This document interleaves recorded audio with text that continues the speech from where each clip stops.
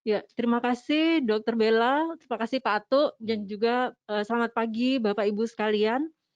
Pada pagi hari ini kami akan memaparkan hasil penelitian mengenai kesiapan sistem kesehatan daerah menghadapi lonjakan pasien COVID-19 untuk studi kasus Provinsi DIY. Bersama kami sudah ada tim peneliti ya Pak Atuk sebenarnya masuk dalam tim peneliti kami, lalu di PKMK juga ada anggota tim peneliti yang lain, antara lain ada Mbak Ibet dan ada Pak Yos juga, kemudian ada teman-teman yang lain. Nah, sebenarnya hasil ini sudah pernah kita paparkan beberapa waktu yang lalu, tetapi melihat pada perkembangan situasi COVID yang ada saat ini ya, di mana-mana terjadi agak meningkat. Oh, suaranya kurang jelas katanya karena jadi saya harus melepas masker. Semoga tidak jadi klaster baru ya. Maaf saya simpan dulu maskernya. Baik. Jadi karena kita melihat perkembangan situasi yang ada saat ini di mana-mana terjadi lonjakan ya bisa dikatakan mulai meningkat kasusnya, maka kita perlu lihat lagi hasil ini kemudian kita perlu pertajam lagi mungkin membutuhkan masukan dari Bapak Ibu sekalian supaya bisa segera kita ajukan kepada pemerintah daerah Provinsi DIY sebagai rekomendasi kita untuk menyusun kebijakan agar kasus di DIY tidak terlalu melonjak seperti yang terjadi di tempat-tempat lain, di beberapa tempat lain. Nah, ini adalah pemaparan kami, ada pendahuluan, kemudian metode penelitiannya apa, nanti kami akan paparkan singkat saja. Nah, kita akan fokus pada hasilnya nanti, yang akan kita bahas melalui dengan pendekatan 4S, sesuai dengan kerangka pikir yang kami gunakan dalam penelitian ini. Lalu ada rekomendasi. Nah, penelitian ini sebenarnya awalnya dulu ditujukan untuk melihat atau mendokumentasikan kegiatan penanganan pandemi COVID, khususnya di level pemerintahan provinsi. Karena kita ingin mengetahui apa respon pemerintah terhadap terjadinya pandemi COVID ini.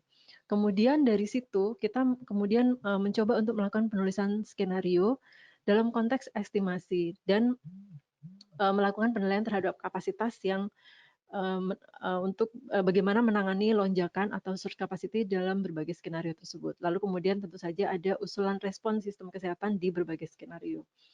Nah, kerangka konsep yang kami gunakan pada penelitian ini adalah menggunakan konsep 4S, yaitu System, Structure, Staff, dan Staff. Nah, kerangka pikir 4S ini sudah banyak digunakan di negara lain dan mulai berkembang saat terjadinya berbagai bencana ya, atau disaster yang cukup besar yang menimpa beberapa wilayah yang cukup luas, sehingga kemudian berkembanglah konsep ini yang kemudian diimplementasikan juga di bencana-bencana berikutnya. Nah, di sini kita akan lihat 4S ini masing-masing bisa di breakdown ke dalam beberapa sub item. Kemudian selain itu kita juga menggunakan sistem kesehatan nasional yang kita anut, yang juga mengacu pada yang ditetapkan oleh WHO. Jadi ada dalam sistem kesehatan ini ada beberapa fungsi penting, yaitu regulasi, pembiayaan, pemberian pelayanan kesehatan, lalu SDM, kepemimpinan, dan penyediaan obat dan vaksin. Nah, ini semua kita kemudian lihat dalam perspektif 4S tadi, dalam menghadapi lonjakan kasus COVID-19 di DIY. Nah, data yang kami amati terakhir di tanggal 29 Juni 2020, kasusnya melonjak, bukan melonjak ya, maksudnya grafiknya masih naik terus gitu. Jadi ODP-nya naik, PDP-nya juga naik, meskipun naiknya itu agak flat memang. Jadi kalau kita lihat pada perkembangan kasus di awal Maret dulu, para ahli mengatakan bahwa sebisa mungkin grafiknya itu kita usahakan tetap flat, se-flat mungkin agar jumlah kasus yang terjadi itu tidak melebihi kapasitas yang tersedia. Nah, sebenarnya dalam hal ini kita mungkin cukup berhasil ya membuat grafik ini tetap flat gitu. Tetapi ada faktor-faktor lain yang mungkin ikut mempengaruhi kenapa grafik kita flat. Lalu yang meninggal itu juga ini PDP ya, jadi belum tentu positif COVID, tapi sudah dilakukan prosedur COVID untuk pemakamannya. Nah, data terakhir yang kami cek hari ini ada tambahan 1 orang lagi yang meninggal ya. Jadi sekarang sudah ada 10 orang yang meninggal di Provinsi DIY. Nah, Kapasitas yang kami berhasil, tangkap dari data yang kami peroleh dari Persi DIY, data ini sebenarnya kami peroleh sekitar bulan April ya. Jadi ada ventilator yang sudah disiapkan untuk menangani pasien COVID. Nah, ini terkait juga dengan ada 25 rumah sakit rujukan COVID yang sudah ditetapkan baik oleh Kementerian Kesehatan maupun oleh Gubernur DIY. Nah, kemudian, selain itu juga tentu saja ada ruang-ruang perawatan yang dilengkapi dengan HEPA filter, tetapi tidak semua ruang isolasi yang disiapkan itu ternyata juga, memiliki HEPA filter. Lalu kemudian ada beberapa upaya lain yang dilakukan yaitu merenovasi bangunan supaya sesuai dengan, pedoman yang dikeluarkan oleh Kementerian Kesehatan. Nah, kalau kita lihat dari berbagai aspek ya satu persatu, dari aspek sistem, ini mulai dari pengorganisasian dan structure, di DIY itu sudah ada gugus tugas penanganan COVID-19 yang sudah dibentuk oleh Gubernur DIY sejak awal, minggu kedua Maret ya, jadi sekitar tanggal 17 Maret, itu sekitar 1 minggu setelah, munculnya kasus di DIY. Nah kemudian, di situ kita lihat, cukup cepat ya respon pemerintah, lalu kemudian diikuti dengan, penunjukan rumah sakit rujukan di DIY, juga ada sistem rujukan pasien, kemudian, laboratorium yang menangani atau laboratorium rujukan itu juga ditunjuk dan seterusnya. Lalu dari sisi kebijakan, itu ada rumah sakit rujukan tadi yang 25 rumah sakit, tetapi 25 rumah sakit ini kapasitasnya berbeda-beda, baik itu dari sisi jumlah tempat tidur yang tersedia, SDM-nya, sampai ke kemampuannya, teknologi yang dimiliki. Kemudian sistem pembiayaan, waktu itu pemerintah DIY sudah mulai, memberikan arahan bahwa, eee, kabupaten kota sampai ke level yang terkecil itu bisa melakukan realokasi APBD, APBN, sehingga itu bisa dialokasikan untuk menangani COVID, baik itu di sektor kesehatan, di ekonomi, maupun di sosial kemasyarakatan. Lalu ada sistem-sistem lain yang juga dikembangkan, antara lain sistem komunikasi yang menggunakan CMS, ini adalah aplikasi dan juga banyak aplikasi lain yang dikembangkan secara mandiri oleh masyarakat. Tetapi aplikasi ini banyak yang belum saling terintegrasi, sehingga manfaatnya itu belum bisa, merupakan akumulasi atau gabungan dari semua aplikasi ini, sehingga semuanya masih berjalan sendiri-sendiri. Nah, lalu dari aspek structure, ada penyiapan kapasitas layanan medis. Jadi dari 25 rumah sakit rujukan tadi, itu masing-masing punya kapasitas yang cukup besar, berbeda-beda ya, ada yang, cuman 2 sampai 4 tempat tidur, tapi ada juga yang sampai 150 tempat tidur ruang isolasi seperti di Rumah Sakit Harjolukito. Namun, juga tidak semua ruang itu dilengkapi dengan misalnya HEPA filter tadi, atau tekanan negatif, sehingga tidak semua ruangan itu sebenarnya, memenuhi standar sesuai dengan pedoman yang dibuat oleh Kementerian Kesehatan. Lalu ada laboratorium rujukan sampel yang sudah ditunjuk, yaitu ada, eee, laboratorium milik pemerintah provinsi DIY dan juga laboratorium milik yang ada di, Rumah Sakit Sarjito dan di Rumah Sakit Akademik UGM. Kemudian ada juga rumah isolasi yang disiapkan untuk tenaga kesehatan maupun untuk masyarakat yang PDP. Jadi waktu itu ada situasi, kita menjelang hari raya ya, waktu itu hari lebaran, sehingga untuk mengantisipasi pemudik yang datang dari zona merah, terutama misalnya dari wilayah DKI, itu beberapa daerah itu disiapkan, rumah isolasi untuk menampung para pemudik tadi, supaya mereka tinggal di situ dulu sebelum kembali ke, daerahnya atau ke desanya atau ke rumahnya. Nah, kemudian selain itu juga ada rumah isolasi yang disiapkan oleh tenaga kesehatan, baik oleh pemerintah maupun oleh rumah sakit. Tetapi rumah isolasi ini tidak banyak digunakan karena memang, dirasa belum perlu.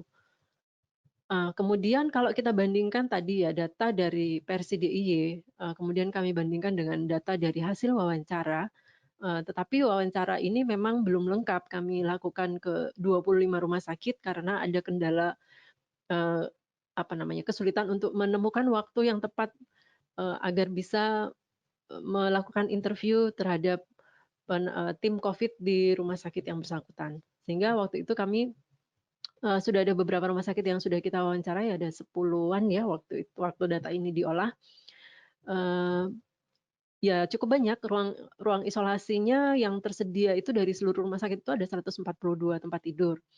Tapi dari jumlah itu masih bisa ditambah lagi di beberapa rumah sakit, tidak semua ya. Jadi penambahan ini terkait dengan ketersediaan space yang masih ada di rumah sakit tersebut, antara lain, seperti Rumah Sakit Mantirapi itu masih bisa menambah, Rumah Sakit Siloam itu bisa menambah, kemudian, beberapa rumah sakit lain yang seperti rumah sakit kota juga bisa, kota Jogja ya. Nah, tapi tidak semuanya. Jadi rumah sakit yang kecil-kecil seperti Rumah Sakit Elizabeth di Bantul, Rumah Sakit, apalagi Prambanan di Prambanan sana itu, kelihatannya akan sulit untuk menambah karena masalah space tadi, satu. Kemudian yang kedua terkait juga dengan masalah SDM, karena SDM yang, terutama perawat yang duduk di atau yang bekerja di ruang isolasi ini tentunya harus dengan, eee, kemampuan khusus apalagi kalau yang di ICU. Kemudian dari aspek, tenaga, rumah sakit tersebut umumnya sudah punya tim Covid, tetapi ada yang agak agak nggak jelas batasannya antara tim Covid dengan HDP. Jadi ketika kami tanya, apakah tim Covid itu sama dengan tim HDP, ada yang mengatakan beda, karena tim Covid-nya hanya mengurusi masalah pelayanan pada pasien, sedangkan urusan logistik dan sebagainya itu diurus oleh rumah sakit. Tapi ada juga yang dia tim HDP-nya itu sebagai tim Covid. Jadi di tim itu sudah, mulai dari pelayanan, sampai urusan logistik, keuangan, itu semuanya ditangani oleh tim tersebut. Dan belum ada rumah sakit yang merencanakan untuk perekrutan tenaga relawan. Lalu masalah safety untuk tenaga kesehatan yang bekerja menangani pasien Covid ini, kami mendapati bahwa di rumah sakit swasta itu cenderung lebih ketat. Jadi aturannya itu misalnya, mengenai penggunaan APD, kemudian mengenai, tes reguler kepada, tenaga kesehatan yang bekerja itu, lebih ketat dilaksanakan di rumah sakit swasta dibandingkan dengan rumah sakit pemerintah. Nah, dari aspek staf ini alat medis, yang tersedia itu dari hasil wawancara kami itu maksimal 20 ventilator. Jadi ini kelihatannya sedikit ya dibandingkan dengan tadi data dari PRSI. Nah, bisa jadi data dari PRSI ini juga meliputi semua ventilator yang tidak hanya untuk pasien Covid, itu satu. Kemudian yang kedua, ya memang, rumah sakit yang kami wawancara ini memang belum 100%, berhasil kami wawancarai, baru 50%-an. Kemudian dari sisi logistik, memang di awal sempat terjadi kelangkaan logistik dan rumah sakit kesulitan untuk memperoleh, apalagi harganya sangat tidak wajar. Tetapi itu hanya berlangsung tidak terlalu lama karena kemudian banyak, bantuan logistik yang datang dari luar, yang kemudian ini juga ada unsur-unsur masyarakat yang membantu untuk mendistribusikan sehingga sampai ke rumah sakit maupun puskesmas-puskesmas yang ada di DIY.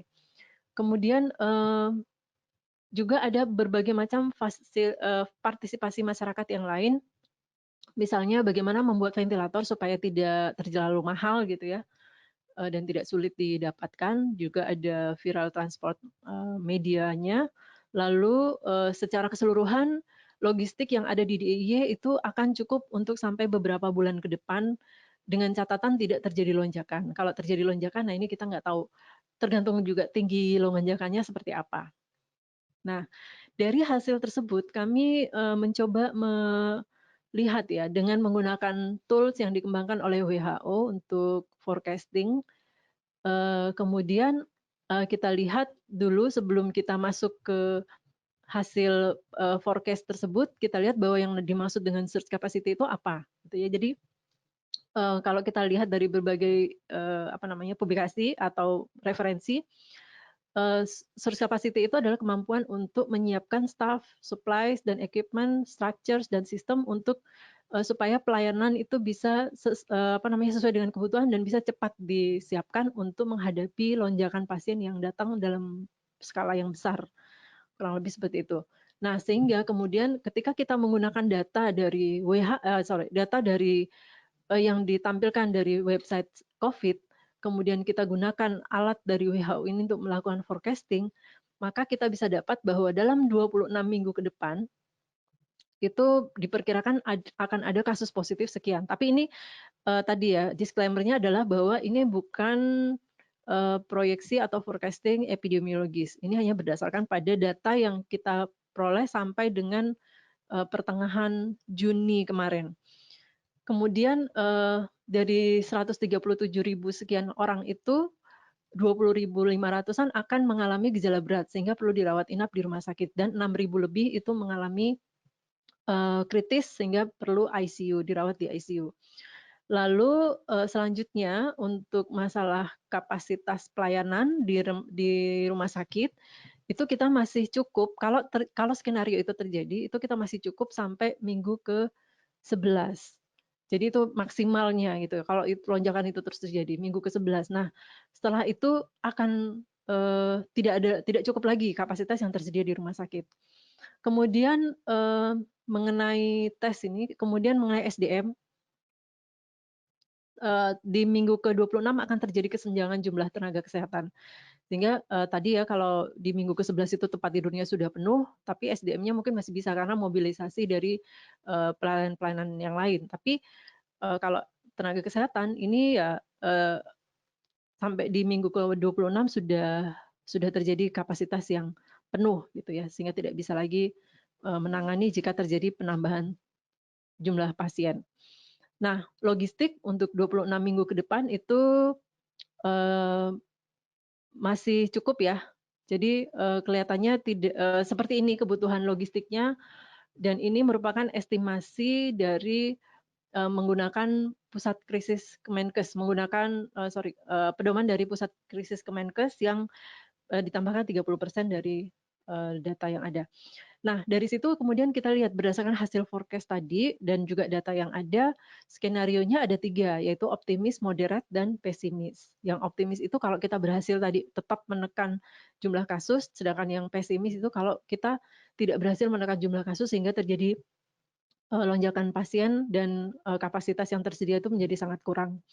Nah, berdasarkan pada skenario yang dikembangkan oleh WHO, kita itu ada di sporadic cases dan clusters, bahkan mungkin sudah mulai masuk di community transmission. Nah, kalau kita berada di skenario ini, harusnya yang kita lakukan itu adalah ini, jadi berbagai macam ya, seperti komunikasi risiko dan public engagement-nya itu harus sudah mulai lebih intensif lagi, kemudian case finding-nya harus ditingkatkan, surveillance-nya juga diperluas, kemudian uji lab, public health measure ini yang juga agak sulit ya dilakukan, padahal ini harusnya sudah sangat ketat dilakukan. Jadi kita susah untuk meminta masyarakat supaya tetap jaga jarak dan pakai masker. Ini contohnya saya di sini, saya sulit pakai masker, suara saya katanya tidak terdengar. Oke, terus case management ini juga harus diperbaiki, kemudian IPC-nya juga tenaga-tenaga harusnya sudah mulai banyak yang dilatih untuk menghadapi kasus-kasus COVID ini. Kemudian, nah, yang kami dapati sumber penularan utama adalah di kerumunan, yaitu misalnya di pusat-pusat perbelanjaan, di tempat-tempat ibadah, dan yang menjadi potensial kerumunan berikutnya adalah kalau seperti di beberapa tempat itu ada CFD. Sekarang orang pada rame-rame bersepeda kemana-mana, tapi sepedanya berkerumun gitu kan. Kemudian sekolah dan itu sudah akan mulai perguruan tinggi sudah akan mulai menerima mahasiswa baru. Nanti ada orang-orang datang dari luar daerah, dari daerah-daerah yang zona merah, bahkan zona hitam, datang ke DIY. Nah, ini yang harus kita antisipasi bagaimana. Kemudian sumber penularan lain yaitu ketidakpatuhan masyarakat terhadap protokol pencegahan. Nah, sehingga ini yang harus kita waspadai. Apalagi kemudian tentu saja pelayanan-pelayanan yang non-COVID itu juga sudah harus mulai dibuka lagi karena kasus kita masalah kesehatan tidak hanya COVID ya. Jadi hal-hal yang seperti preventif, promotif itu juga harus tetap jalan. Nah, ini yang juga harus diwaspadai. Sehingga kemudian dari situ kami mencoba untuk menyusun rekomendasi yang bisa dikembangkan atau dikerjakan oleh pemerintah provinsi untuk melakukan pencegahan. Jadi yang paling pertama itu yang kalau kita meniru dari negara lain itu yang paling berhasil itu adalah karena dia melakukan pencegahan dini, kemudian ada desentralisasi wewenang dan ada informasi yang transparan dan terpercaya sehingga masyarakat itu tahu dia harus tahu apa yang sebenarnya terjadi.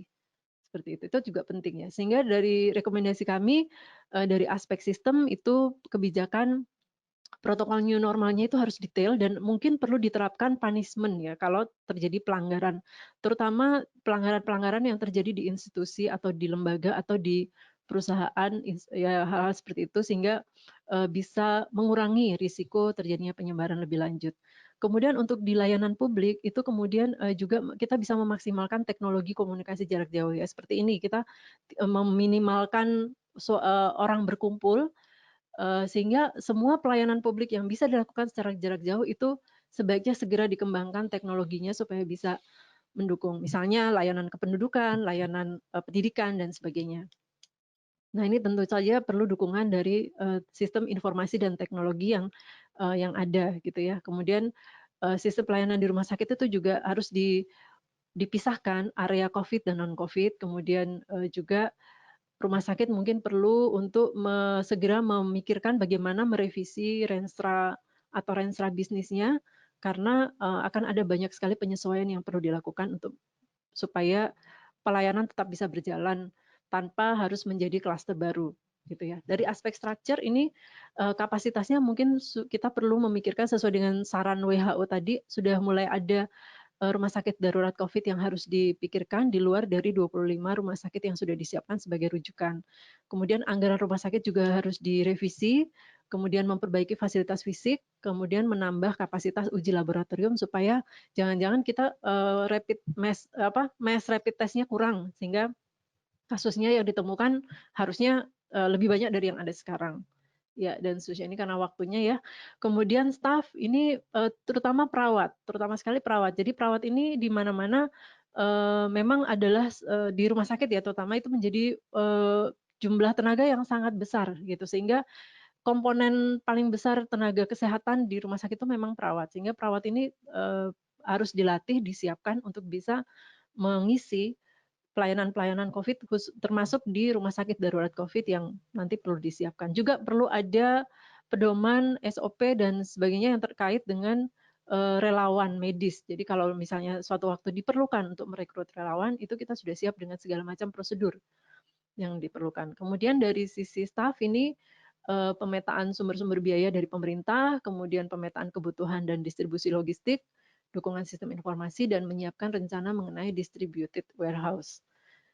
Ya, dan jika terjadi surge, maka seluruh sistem itu harus diaktifkan, terutama yang sistem komandonya, sehingga bisa cepat melakukan cepat tanggap gitu ya terhadap kemungkinan lonjakan yang terjadi. Kemudian ya, jadi mobilisasi tenaga kesehatan dari layanan non-COVID ke layanan COVID itu juga bisa dilakukan.